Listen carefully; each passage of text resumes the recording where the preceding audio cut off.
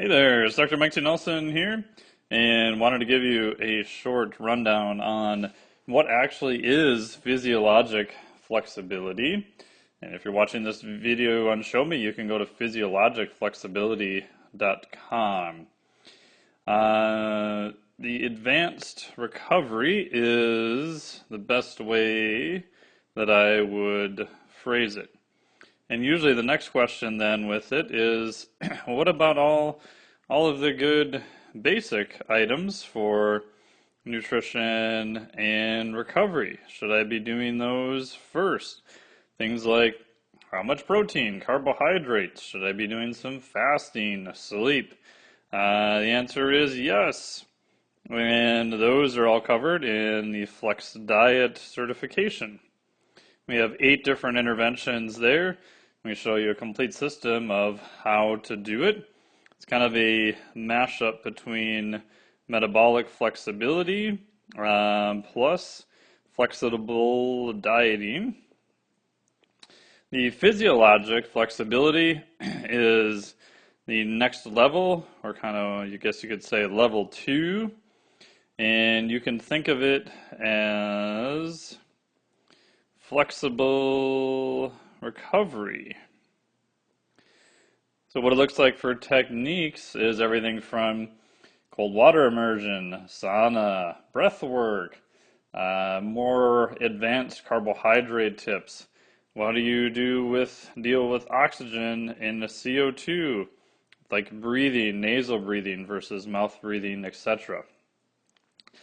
So cover the basics first, which is going to be Flex Diet certification. Again, you can always add on the physiologic flexibility at any point also, but if your nutrition is absolutely horrible and your recovery is being impaired from it, that's going to be a better place to start. Once it's pretty good, then you can add on things from physiologic flexibility, which is kind of more geared towards flexible recovery. So if you're a trainer, why should you bother with this course? Which is a great question. I would say up until a couple of years ago, if you were a trainer working online, which is very popular now, if you did nutrition work plus a training program, I think you could probably get by and do okay. Now I would say that that is a basic and something that clients are going to recommend that they do, and you're going to recommend that, but that's a basic. It's kind of a given. That's what it's going to look like now. And ideally, we want to go a little bit beyond that. So with the physiologic flexibility, it allows you to add in other components that are targeted more towards lifestyle and making them a robust and healthy, anti-fragile person. With advanced athletes, this also builds in even more recovery ability, because you've got your acute recovery, and then to me, you need to increase the resilience of the organism so that it can handle more training load over time. So the physiologic flexibility allows you to add this onto your normal online training and nutrition that you're doing for even general population clients to increase their potential immunity, lifestyle, make them more robust. If you're training advanced athletes, now you can use these components even greater to build in recovery as an active thing that you are building, not just something that you do with nutrition and training. So what is this actually based on? It's based on something called Homeostatic Regulators. And there's 4 basic systems that your body has to regulate in order to function. If it sees an issue in any one of these areas, you are going to be in a world of hurt. So it's going to do everything possible to regulate them. Number 1 is going to be temperature.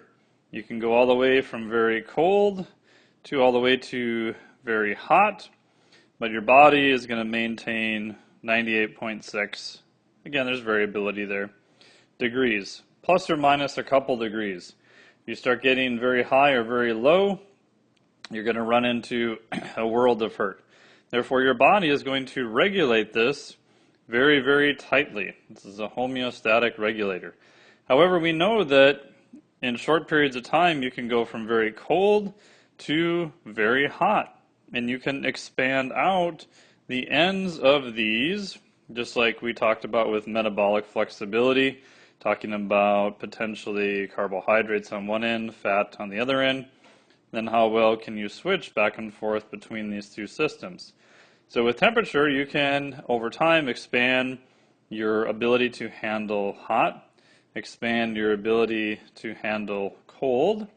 Therefore, you have increased the physiologic flexibility of the organism, and you are making it more robust and anti-fragile. The second one is going to be pH. So the concentration of hydrogen ions.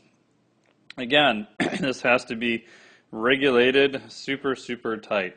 And we can do things to change it briefly over time. We can add more acid, so to speak, to the system. One of the main ways of doing this is high intensity interval training. Interval training in, let's say, 30 to around 120 seconds is going to be the main area. You will produce a ton of lactate. Maybe you've heard of lactic acid. It's actually lactate plus hydrogen ions. Hydrogen ions are literally an acid. So acutely, your body from the muscles is dumping acid in that must be buffered both in the blood and then also at the muscle level, what's called intramuscular. We also know that you can remove some of these guys, right? You can do things to make the body more basic. One of them would be like a Wim Hof breathing technique or a supraventilation. You are blowing off a lot of CO2. And when you do that acutely, you are getting rid of some of a bunch of these hydrogen ions. You're making the body more basic acutely. Again, these are all acute things that change it temporarily. So just like before, we're trying to increase the physiologic flexibility of the system to make it more robust and increase your recovery ability in the future.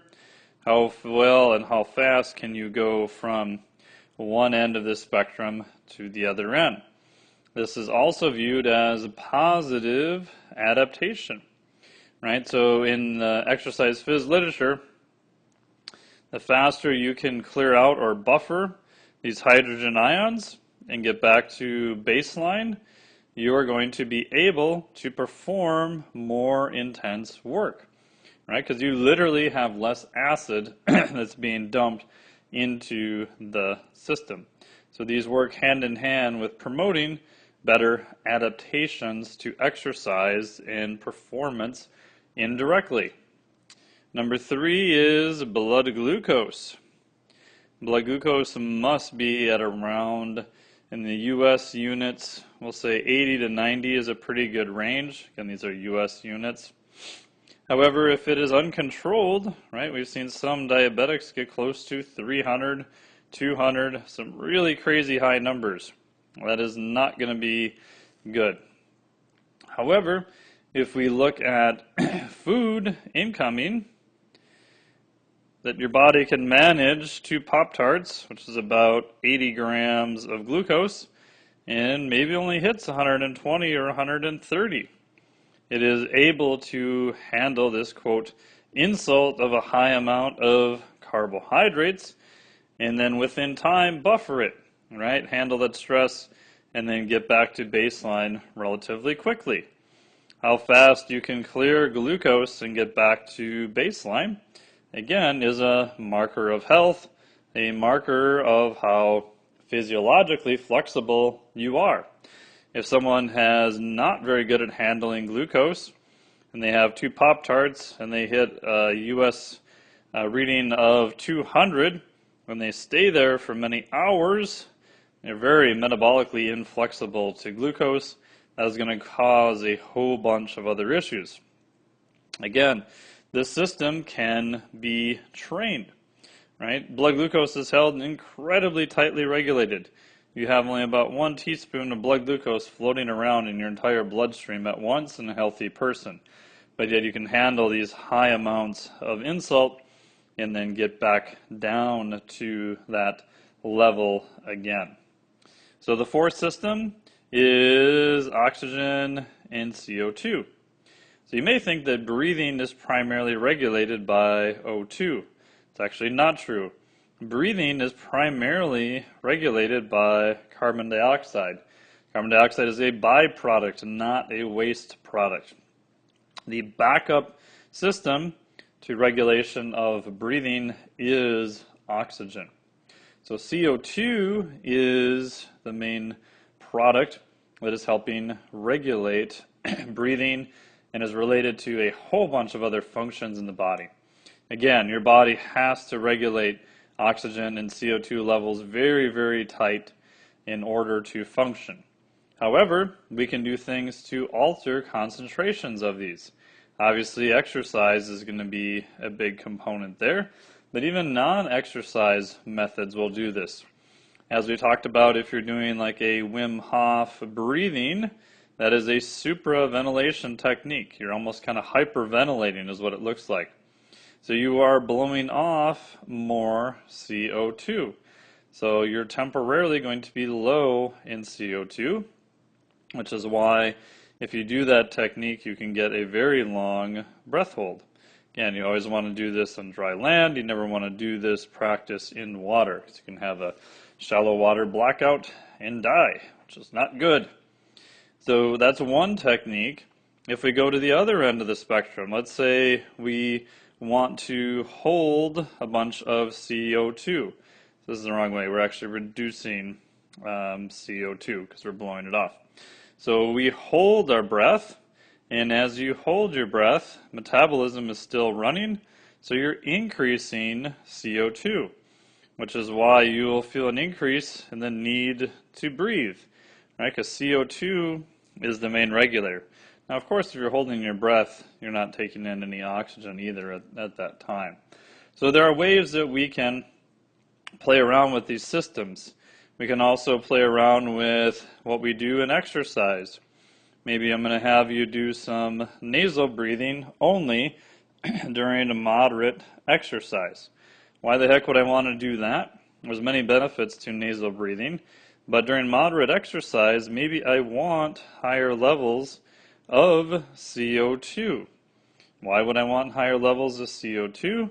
Sometimes that can be used to increase something called the Bohr effect at the muscle and actually drive off more oxygen into the muscle.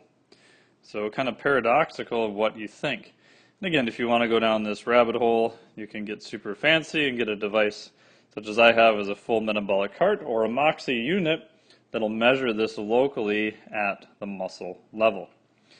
So those are the 4 regulators your body absolutely has to control. Again, we talked about 2 breath holding techniques. We can also talk briefly about other types of recovery techniques. Cold water immersion right now is super popular. This could be as simple as a cold shower, or you can get fancy, and I have like a full freezer in my garage. It's a 15.6 cubic freezer that is full of water. Currently it's at 43 degrees Fahrenheit. So I can sit in there up to my chin and have a huge amount of cold water in a very short period of time. Once you have a system like that, it doesn't really cost you that much to run. Now again, you don't need to get super crazy. Showers work if you're near cold streams. Even air temperature that's cold. I live in Minnesota. It's pretty easy to get cold weather in the winter. Again, of course, you have to be careful with this. We don't want frostbite. We don't want any damage. We don't want any hypothermia. But your body can accumulate to cold just as it can acclimate, I should say, to heat or to hot. How well you can acclimate to both again, is going to increase our physiologic flexibility. And this gets into an advanced technique of contrast therapy. Now, the data on contrast therapy is pretty mixed, to be honest. But the logic I like, because you're going from cold, maybe a cold water immersion, jump in your lake, to a sauna or some form of exercise, and then back and forth again. So you're alternating between hot and cold. So the more we can increase your body's adaptation to cold on this end, to hot on this end, the further we move those out, right, the greater our range and our ability to switch back and forth increases our physiologic flexibility, which is going to make you a more robust, anti-fragile human being, right? So we're literally training your recovery ability to handle more and different stressors, right? Because there's some things in terms of stressors you can control in your life, such as training is one of them. However, there's other things that may happen to you, just life in general, that's going to present you with some new stressors. So the more robust, the more trained you are to handle these stressors, the better off you are going to be. So check out this page here. This will be open for a brief, limited time on physiologic flexibility. So in it, I break down 8 different interventions you can do. We give you a big picture, a technical primer, and then we actually spell out 5 specific action items for each one of the 8 that you can do. So you'll understand the context, you'll know all the technical specifics based on research, and then you'll have the complete system of how to apply it to both yourself and potentially your clients, because you will know the 5 different action items for each one. So at the end of it, you'll have 40 action items you can pick from, designed within a flexible system. Any questions on it? Hit me up. See you there.